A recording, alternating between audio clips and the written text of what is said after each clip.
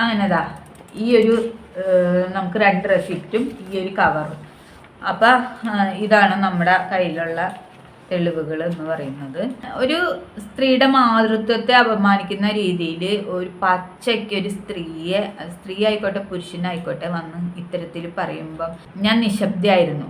എന്നെ പറഞ്ഞ കാര്യങ്ങൾ എല്ലാം ഞാൻ എടുത്തു വെച്ചിട്ടുണ്ട് ഓൾറെഡി. ഇനി ഞാൻ പറയാതിരുന്നിട്ട് കാര്യമില്ല. കാരണം എല്ലാ ഡീറ്റെയിൽസും അടക്കം ഞാൻ പ്രൈവറ്റായിട്ട് കോർട്ടിൽ പരാതി ഫയൽ ചെയ്തിട്ടുണ്ട്. എന്നെ ഇത്രത്തോളം അപമാനിച്ച ഒരു സ്ത്രീയും പുരുഷനും വേറെ ഉണ്ടായിട്ടില്ല. അപമാനിക്കുക മാത്രമല്ല, ആക്രമണങ്ങൾ അഴിച്ചുവിടുകയും കൂടി ചെയ്തിട്ടുണ്ട്. അപ്പം നിങ്ങളൊന്ന് ആലോചിച്ച് നോക്കിയേ. എന്നിട്ടും എന്നെ കുഞ്ഞില്ലാത്തതിൻ്റെ പേരിൽ നിരന്തരം മച്ചി മച്ചി മച്ചി എന്ന് വിളിച്ചുകൊണ്ട് എൻ്റെ മാതൃത്വത്തെ, മാതാവാകാനുള്ള എൻ്റെ ആ ഒരു ഇതിനെ, ഒരമ്മയാവുക എന്ന് പറയുന്നത് ആണ് ഒരു സ്ത്രീയുടെ ജീവിതത്തിലെ ഏറ്റവും വലിയൊരു അഭിലാഷം, അല്ലെങ്കിൽ ഒരു സ്ത്രീ ജന്മം പൂർണ്ണമാവുന്നത് എന്ന് ഈ സ്ത്രീ തന്നെ പറഞ്ഞിട്ടുണ്ട് ഒരിക്കൽ. അപ്പൊ എൻ്റെ മാതൃത്വത്തെ വരെ ഇല്ലാണ്ടാക്കി കളഞ്ഞ ആ സ്ത്രീക്കെതിരെ ഞാൻ എന്താണ് ചെയ്യേണ്ടത്? ഞാൻ അറിഞ്ഞിട്ടില്ല എൻ്റെ ഗർഭപാത്രം റിമൂവ് ചെയ്ത് കളഞ്ഞത്. ഞാൻ അറിഞ്ഞിട്ടില്ല എനിക്ക് ക്യാൻസർ വന്നത്. എന്നെ വിളിക്കാത്ത പച്ചത്തെറിയില്ല. എന്നെ മാത്രമല്ല, ഒരുപാട് സ്ത്രീകളെ നിരന്തരമായിട്ട് ഏത് സ്ത്രീകളെയൊക്കെ തെറി വിളിച്ചിട്ടുണ്ടോ കംപ്ലീറ്റ് വീഡിയോകളും ഞാൻ എടുത്തു വെച്ചിട്ടുണ്ട്.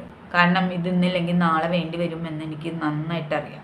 അപ്പം എൻ്റെ മാതൃത്വത്തെ ഇല്ലാതാക്കിയ, എൻ്റെ ഗർഭപാത്രം ഇല്ലാതാക്കിയ ഈ സ്ത്രീക്കെതിരെ ഞാൻ കോർട്ടിൽ പ്രൈവറ്റായിട്ട് പെറ്റീഷൻ ഫയൽ ചെയ്തിട്ടുണ്ട്. സ്റ്റേഷനിൽ പോയിട്ടും കാര്യമില്ല, നീതി കിട്ടൂല എന്നെനിക്ക് അറിയാം. നീതി കിട്ടണമായിരുന്നെങ്കിൽ എനിക്ക് 2024 കിട്ടിയാണ്. എന്താണെന്ന് അറിയില്ല, ഈ രീതിയിൽ എന്തുകൊണ്ട് എൻ്റെ പരാതി ക്ലോസ് ചെയ്തു എന്ന് എനിക്ക് മനസ്സിലാവുന്നില്ല. എന്തുതന്നെയായാലും ഇതാണ് എനിക്ക് പറയാനുള്ളത്. നമ്മുടെ ഇത്തരത്തിലുള്ള ഒരു അവസ്ഥയിലും ഈ ഒരു കാര്യത്തിന് ഈ ഒരു കോർട്ട് വഴി പോവുക എന്നുള്ളത് വളരെ ഒരു കഠിനമായിട്ടുള്ള ഒരു പ്രയാസം പിടിച്ചിട്ടുള്ള ഒരു കാര്യമാണ്. ഇതിൻ്റെ ഒരു ചെലവ് നിങ്ങൾക്കറിയാം, ഭീമമായിട്ടുള്ള ഒരു ചെലവാണ്. എന്നെക്കൊണ്ട് താങ്ങില്ല. കുഞ്ഞുങ്ങളില്ലാണ്ടാവുന്നത് ഒരു കുറ്റമായിട്ട് ഇന്ന് സമൂഹത്തിൽ ആരും കരുതുന്നില്ല. അപ്പോൾ ഒരു സ്ത്രീയും പുരുഷനും വന്നിട്ട് ഒരു സ്ത്രീയെ, അവരുടെ മാതൃത്വത്തെ ഇങ്ങനെ നിരന്തരം തെറിവിളികളും അപമാനവും കൊണ്ട് ഇങ്ങനെ നിറയ്ക്കുമ്പോൾ എനിക്ക് ഇതല്ലാണ്ട് വേറൊരു വഴിയുണ്ടായിരുന്നു. എന്നെ കൂടെ നിന്ന് സഹായിക്കുമെന്ന് പറഞ്ഞവരാരും എന്നെ സഹായിച്ചിട്ടില്ല എന്ന് മാത്രമല്ല, അവരുടെ പൊടി പോലും ഇപ്പം കാണാനില്ല എന്നുള്ളതാണ്. എനിക്ക് മുന്നോട്ട് പോയേ പറ്റൂ. എൻ്റെ ഗിരിജേച്ചി എന്നെ ഒരുപാട് സഹായിച്ചിട്ടുണ്ട്. എൻ്റെ കൂടെ നിന്നവർ പോലും എന്നെ ഒരു 500 രൂപ തന്നിട്ട് ഇതും കൂടി ഇരിക്കട്ടെ പ്രിയേ, ഒരു കാര്യത്തിനല്ലേ എന്ന് പറഞ്ഞിട്ട് തന്നിട്ടില്ല. കുറ്റം പറയുന്നതല്ല, ഞാൻ ആവശ്യം പറഞ്ഞ് ചോദിച്ചിട്ടുണ്ട്. പക്ഷെ അവരാരും പിന്നീട് ഫോൺ എടുത്തിട്ടില്ല എന്നുള്ളതാണ്. അവർക്കൊക്കെ ഒരു വാക്ക് പറയാമായിരുന്നു, ഞങ്ങളുടെ കയ്യിലില്ല.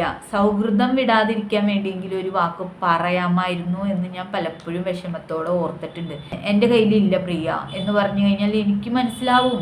എന്നോട് വേറെ ആൾ പറഞ്ഞു, എൻ്റെ ഒരു ഫോളോവറാണ്, പ്രിയ എനിക്ക് എന്തെങ്കിലും നിന്നൊന്ന് സഹായിക്കണം എന്നുണ്ട്. പക്ഷെ എൻ്റെ അവസ്ഥ ഇപ്പം അങ്ങനത്തെ ഒരവസ്ഥയിലല്ല. തീർച്ചയായിട്ടും എനിക്ക് എൻ്റെ കയ്യിൽ സാമ്പത്തികം വരുമ്പോൾ നിന്നെ ഞാൻ സഹായിക്കാം, ഇപ്പം എനിക്ക് നിവർത്തിയില്ല എന്ന് പറഞ്ഞിട്ടുള്ള ഒരു ഫോളോവർ എനിക്ക് ആ മെസ്സേജ് ഇപ്പോഴും എൻ്റെ ഫോണിൽ കിടക്കുന്നുണ്ട്. ഞാൻ പറഞ്ഞു, ഇത് പറയാൻ കാണിച്ചൊരു മനസ്സുണ്ടല്ലോ, അത് മാത്രം മതി എനിക്ക്.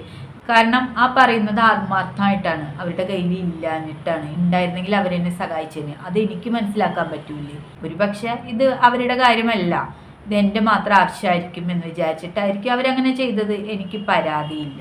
പക്ഷെ ഞാൻ ഇപ്പോഴും വിഷമത്തോടെ ഓർക്കുന്ന കാര്യം എന്താണെന്നറിയോ, ഒന്ന് പറയാമായിരുന്നു, ഒരു വാക്ക് പറയാമായിരുന്നു. നമ്മൾ ആവശ്യത്തിനും അനാവശ്യത്തിനും കിടന്നിട്ട് വെറുതെ അങ്ങോട്ടും ഇങ്ങോട്ടും കുറ്റം പറഞ്ഞിട്ടോ പ്രതികരിച്ചിട്ടോ ഒരു കാര്യമില്ല. നമ്മൾ ആവശ്യങ്ങൾക്കാണ് ചെയ്യേണ്ടത്. അങ്ങനെ ഒരാവശ്യം ലാസ്റ്റ് എനിക്ക് ചെയ്യേണ്ട വന്നപ്പോൾ എൻ്റെ കൂടെ നിന്നവർ ഇല്ലാത്തൊരവസ്ഥയാണ്. എന്നിട്ട് ഞാൻ മുന്നോട്ട് പോയി. ആ ഒരവസ്ഥയെയും താരണം ചെയ്തുകൊണ്ടാണ് ഞാൻ ഇപ്പോഴും പോയിക്കൊണ്ടിരിക്കുന്നത്. ഇനി കോടതി തീരുമാനിക്കട്ടെ. പിന്നെ എനിക്കൊരു പുതിയ സുഹൃത്തുണ്ട്, എൻ്റെ ഗിരിജേച്ചിനെ പോലെ തന്നെ. അവൾ എന്നോട് അപ്പം പറഞ്ഞെന്താ ഒരു കാര്യം എന്താണെന്നറിയോ, ഞാൻ 2000 രൂപ അയച്ചിട്ടുണ്ട്, ഈ പൈസയും കൊണ്ട് ഇപ്പം തന്നെ ഹോസ്പിറ്റലിൽ പോകും. എനിക്ക് ആരെയും സഹായിക്കാൻ പറ്റുന്നില്ലല്ലോ എന്ന് കരുതിയിട്ടുള്ള ഒരു വിഷമം മാത്രമേ ഉള്ളൂ എനിക്ക്. അങ്ങനെ ഞാൻ ഹോസ്പിറ്റലിൽ പോയി.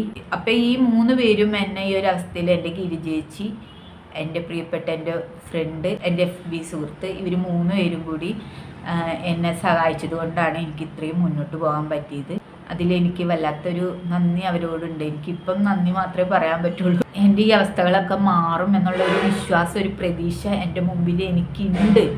ആ ഒരു പ്രതീക്ഷ കൊണ്ടാണ് ഈ ഒരു സംഭവമായിട്ട് എനിക്ക് കോടതി വരെ എത്താൻ കഴിഞ്ഞത്. അപ്പം ഇതിനെപ്പറ്റി ഇങ്ങനെ കണ്ടിന്യൂസ് ആയിട്ട് പറയുന്ന ഒരു കാര്യം നമ്മൾ തൽക്കാലം സ്റ്റോപ്പ് ചെയ്യാണ്. അതുകൊണ്ടാണ് ഇത്രയും ദിവസം ഞാൻ മിണ്ടാണ്ടിരുന്നത്. ഈ കേസ് കോടതിയിലെത്തി, ഇനി കോടതി തീരുമാനിക്കട്ടെ. അപ്പം നമ്മൾ ഇതിനെപ്പറ്റി ഇനി ഒന്നും പറയാനായിട്ട് വലിയ താല്പര്യപ്പെടുന്നില്ല. നമ്മൾ നമ്മുടെ റിയാക്ഷനുകളും കാര്യങ്ങളും വീഡിയോയും ആയിട്ട് മുന്നോട്ട് പോകും. സംസാരിക്കാത്തത് എന്താണെന്ന് വെച്ച് കഴിഞ്ഞാൽ, കോടതിയിൽ ഓൾറെഡി ഈ കേസ് കോടതിയിൽ എത്തിയിട്ടുണ്ട്. ഇനി കോടതിയാണ് കാര്യങ്ങളൊക്കെ നോക്കുന്നത്. നീതി ന്യായം ലഭിക്കുക നമുക്ക് കോടതിയിൽ നിന്നാണല്ലോ. അപ്പം ബഹുമാനപ്പെട്ട കോടതി എനിക്ക് നീതി നേടിത്തരും എന്നുള്ള വിശ്വാസത്തിൽ ഞാൻ മുന്നോട്ട് പോവുകയാണ്. നിങ്ങളോട് ഇത് തുറന്ന് സംസാരിക്കാൻ വേണ്ടി ഇത്രയും നീണ്ടുപോയാൽ എനിക്ക് നല്ല വിഷമമുണ്ട്. കാരണം ഇതൊന്നും വന്ന് പറയാനുള്ള അവസ്ഥയിലായിരുന്നില്ല ഞാൻ. ഇനി ആരും എന്താണ് നിങ്ങൾ പ്രതികരിക്കാത്തത്, കേസ് കൊടുക്കാത്തത്, ഇതിനെതിരെ ഒന്നും പറയാത്തത് എന്ന് ആരും ചോദിക്കണ്ട. കാരണം നമ്മളെ ചെയ്തത് പറഞ്ഞിട്ടുള്ളതും ചെയ്തതും എല്ലാം അടക്കം നമ്മൾ കേസ് കോടതിയിൽ പ്രൈവറ്റായിട്ട് ഫയൽ ചെയ്തിട്ടുണ്ട്. ഇതാണ് എൻ്റെ അപ്ഡേഷൻ.